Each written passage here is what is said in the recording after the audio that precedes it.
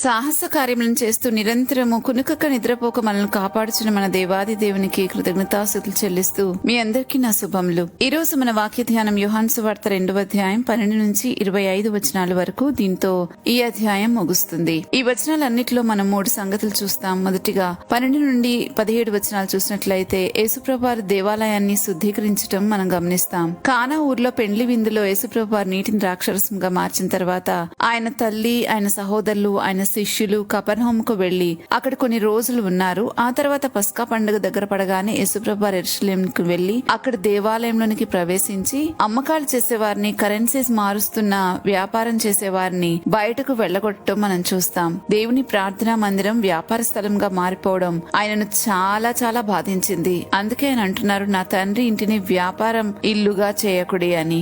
ఇక్కడ మనం యేసుప్రభువారి పరిశుద్ధతను, దేవుని ఇంటి పట్ల ఆయనకున్న ఆసక్తిని, అంటే దేవాలయం పట్ల ఆయనకున్న ఆసక్తిని, నిజమైన ఆరాధన పట్ల ఆయనకున్న గౌరవాన్ని మనం చూస్తాం. ఇక్కడ మనకు అర్థం కావాల్సింది ఏంటంటే, ఆయన ఆ దేవాలయాన్ని గురించి అంత ఆసక్తిగా ఉంటే మనల్ని దేవాలయంగా చేసిన ప్రభు మన గురించి ఇంకా ఎంత ఆసక్తిగా ఉంటారు. ఆ రాళ్లతో కట్టబడిన దేవాలయం పట్ల యేసుప్రభు వారికి అంత ఆసక్తి, అంత శ్రద్ధ ఉంటే ఈ రోజు తన రక్తంతో మనల్ని కొని పరిశుద్ధాత్మకు నివాసంగా చేసి మన జీవితాలను గురించి ఆయనకు ఇంకా ఎంత ఆసక్తి ఉంటుందో ఆలోచించాలి. దేవాలయము ఆరాధనకు ఒక స్థలం.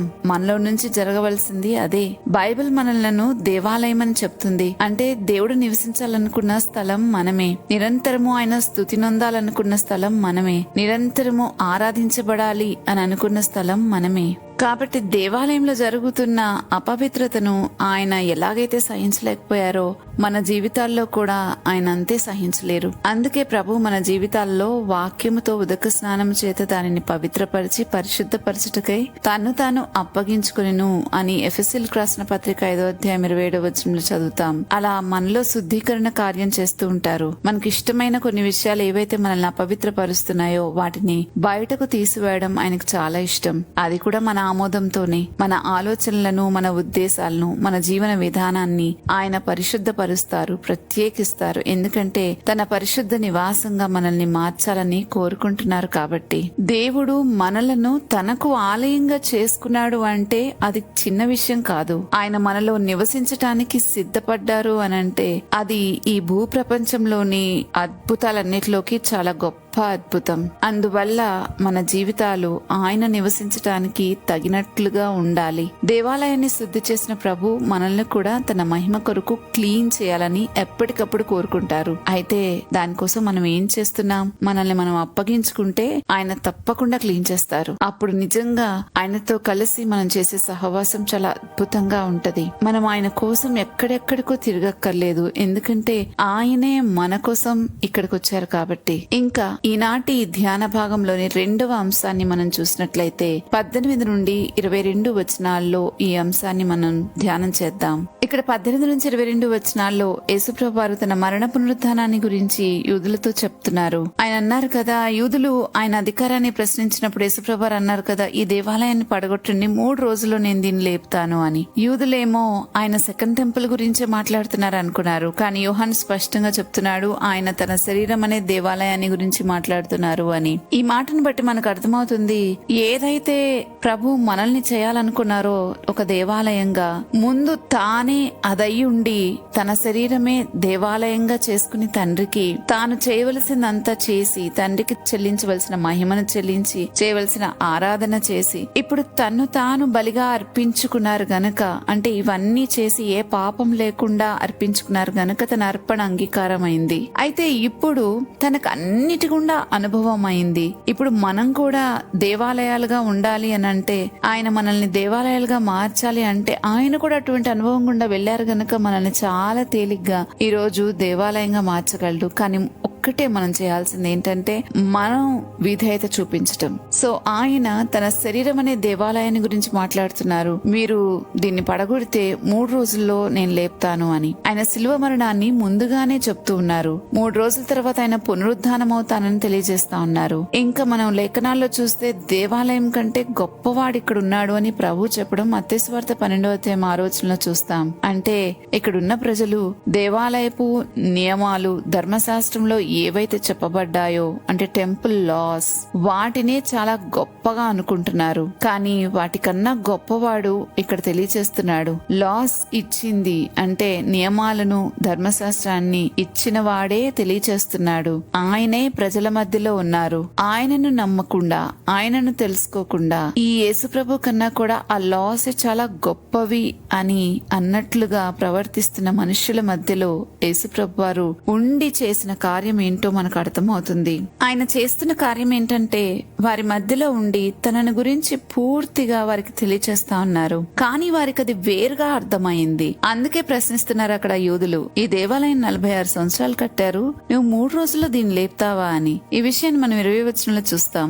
ఇంకా తర్వాత ఆయన లేచినప్పుడు శిష్యులు ఆ మాటలను జ్ఞాపకం చేసుకుని విశ్వాసం ఉంచారు అని కూడా రాయబడింది. అయితే ఇక్కడ మనం ఒక్క విషయాన్ని గుర్తించాలి, గమనించాలి. అదేంటంటే యేసుప్రభు వారు ఇంతగా మాట్లాడుతున్నా ఆయన అంతరంగాన్ని గాని ఆ మాటలోని భావాన్ని గాని వారు అర్థం చేసుకోవడానికి కారణం ఏంటి అని ఆలోచించాలి. ఆ కారణాలు ఏంటంటే మొదటిగా వారు ఆత్మీయమైన విషయాల మీద దృష్టి పెట్టడం కన్నా శారీరకమైన విషయాల మీద ఎక్కువ దృష్టి పెట్టినట్లుగా మనకు కనబడుతుంది. ఇంకా రెండవదిగా వారు ధర్మశాస్త్రాన్ని అర్థం చేసుకున్నారు కానీ ధర్మశాస్త్రాన్ని ఇచ్చిన వానిని అర్థం చేసుకోలేదు. నియమాలను ఎక్కువగా పట్టుకున్నారు కానీ ఆ నియమాలు నెరవేర్చిన యేసుక్రీస్తును అంగీకరించలేకపోయారు. అందుకే దేవాలయం కంటే గొప్పవాడు ఇక్కడ ఉన్నాడు అని యేసుప్రభు చెప్పినా ఆయనను వారు సరిగ్గా గ్రహించలేకపోయారు. ఇంకొక కారణం ఏంటంటే వారి హృదయాలలో ముందుగానే ఏర్పడిన అభిప్రాయాలున్నాయి. మెస్సయ్య అంటే ఒక రాజకీయపరమైన రాజుగా వస్తాడని, ఇశ్రాయేల్ రోమీల చేతుల నుంచి విడిపిస్తారని వారు ముందుగానే కొన్ని అభిప్రాయాలను ఏర్పాటు చేసుకున్నారు. కానీ యేసుప్రభు వారు పాపం నుండి రక్షించడానికి వచ్చారని, అందుకే ఆయన మాటలు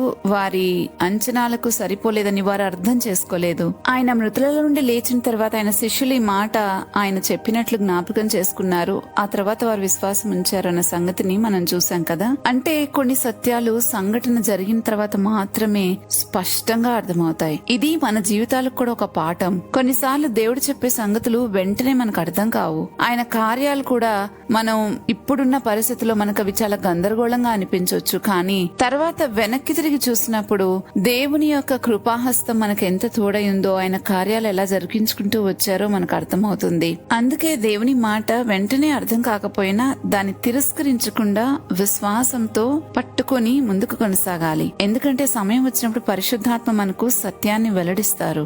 మనం ఈ యూదుల వలె ఉండకూడదు అని అంటే మనము ఆత్మ విషయాల మీద దృష్టి పెట్టినప్పుడు మాత్రమే ఈ ఆత్మ సంబంధమైన మాటలు అంటే యేసుక్రీస్తు ప్రభు వారి యొక్క మాటలు కానీ వాక్యం కానీ మనకు స్పష్టంగా అర్థమవుతుంది. ఎప్పుడూ వాక్యం వెనకాల దాగి ఉన్న మన ప్రభు మనసేంటో అర్థం చేసుకోవాలి.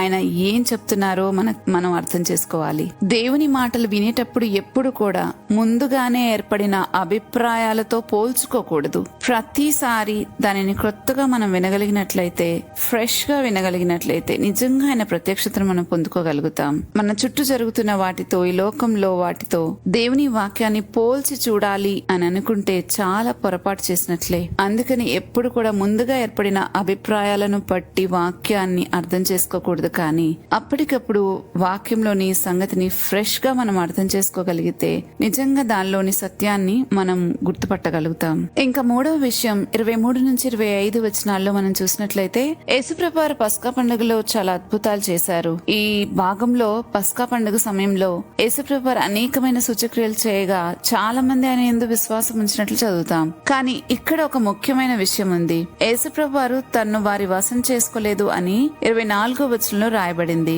ఎందుకంటే ఆయన మనుషుల హృదయాలను తెలిసినవాడు, ఎరిగినవాడు గనక.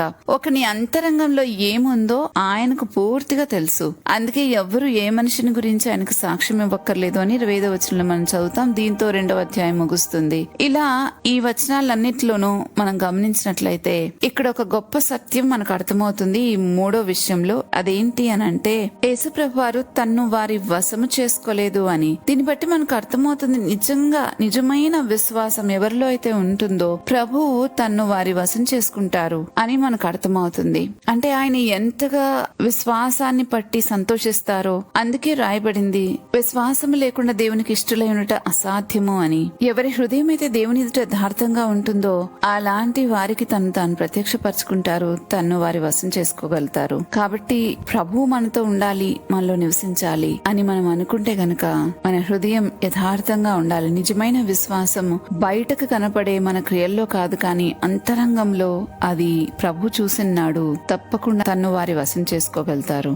ఇలా ఈ వచనాల్లో 3 గొప్ప విషయాలు మనకు కనిపిస్తున్నాయి. దేవాలయాన్ని శుద్ధి చేసిన యేసుప్రభు వారు ఎంత పరిశుద్ధతను కోరుకుంటున్నారో మనకు అర్థమవుతుంది. కాబట్టి మనల్ని ఆయనకు అప్పగించుకుంటే మనల్ని కూడా అంతే పరిశుద్ధంగా చేయగలరు. తన దేహం అనే దేవాలయాన్ని గురించి చెప్పిన యేసుప్రభు వారు తన మరణ పునరుద్ధానాన్ని గురించి ముందే తెలియచేసిన గొప్ప రక్షకుడు అన్న సంగతిని మనం గ్రహిస్తున్నాం. ఆయన ఎలాగైతే తన సంగతులు ముందుగానే మనకు తెలియచేస్తూ వచ్చారో, అంటే అక్కడున్న శిష్యులకు యూదులకు తెలియచేస్తూ వచ్చారో, మన జీవితంలో కూడా ఆయన ముందుగానే మనకు తెలియచేస్తూ వస్తారు. ఆయనకి ఇష్టమైన పని అది. మనుషుల హృదయాలను తెలిసిన యేసయ్యకు బయట కనపడే విశ్వాసం ఏదో, నిజంగా అంతరంగంలో ఉండే విశ్వాసం ఏదో ఆయన తప్పకుండా కనిపెట్టగలరు. ఆయన ఈ రోజు మన జీవితాలను కూడా శుద్ధి చేయాలనుకుంటున్నారు.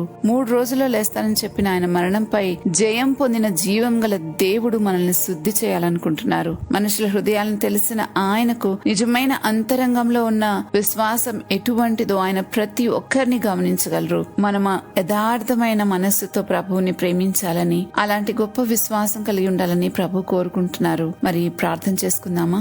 సాహస కార్యములను జరిగిస్తూ ఎన్నడూ కునుకక నిద్రపోక మమ్మల్ని కాపాడుతున్న మా గొప్ప తండ్రి, నీకే స్తోత్రాలు చెల్లిస్తున్నాం. దేవా, ఈ రోజు మీరు మాతో మాట్లాడిన ప్రతి మాటను మేము అర్థం చేసుకోవటానికి ప్రయత్నం చేస్తున్నాం. మీరు ఎప్పుడైనా మీ సంగతులు మాకు బయలుపరిచినప్పుడు, మా సంగతులు మాతో చెప్తున్నప్పుడు మాకు గ్రహించగలిగిన శక్తిని దయచేయమని ప్రాధేయపడుతున్నాను. ఎప్పటికో అది అయిపోయినాక కాదు గాని ప్రభువా, ముందుగానే వాటిని గురించి మేము అర్థం చేసుకుని గ్రహించి తగిన రీతిగా బ్రతకడానికి మీరు మాకు సహాయం చేయమని వేడుకుంటూ ఉన్నాం. మా దేహం అనే దేవాలయాన్ని మీరు శుద్ధి చేయాలని ఎంత కోరుకుంటున్నారో అర్థమైంది. కాబట్టి మమ్మల్ని మీకు అప్పగించుకుంటున్నాం ప్రభువా. పరిశుద్ధపరిచి నీ రాజ్యంలో పనికొచ్చే పాత్రగా మమ్మల్ని చేసుకోమని వేడుకుంటున్నాం.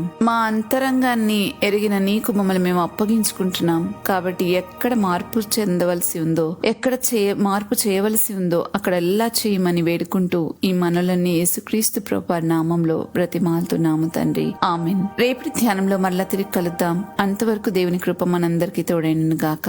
ఆమెన్.